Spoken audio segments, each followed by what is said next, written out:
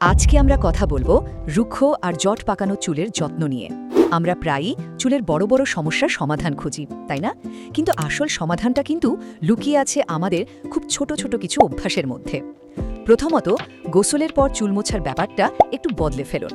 সাধারণ তোয়ালে দিয়ে জোরে জোরে না ঘষে একটা মাইক্রোফাইবার তোয়ালে বা সুতির টি-শার্ট দিয়ে আলতো করে চেপে চেপে চুলটা মুছুন। এতে চুলে ঘষা লাগে না আর চুল ছিঁড়ে যাওয়ার ভয়ও কমে যায়। দ্বিতীয়ত, তেল ব্যবহারের সঠিক নিয়মটা জানা কিন্তু খুব জরুরি। শ্যাম্পু করার মিনিট 20 আগে চুলে নারকেল তেল লাগান। এটা প্রি ওয়াশ কন্ডিশনারের মতো কাজ করবে। আর চুল ধোয়ার পর ভেজা চুলে জোজোবা বা আর্গান অয়েলের মতো হালকা তেল লাগান। চুলটা ভারীও হবে না, আবার সুন্দর মসৃণ থাকবে।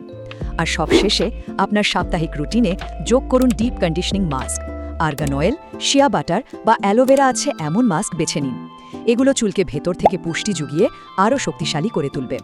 তাহলে বুঝতেই পারছেন, চুল মোছার সঠিক পদ্ধতি, 2 ধাপে তেল ব্যবহার আর সাপ্তাহিক ডিপ কন্ডিশনিং, এই 3টি সহজ অভ্যাসই আপনার রুক্ষ চুলকে স্বাস্থ্যোজ্জ্বল করে তোলার জন্য যথেষ্ট।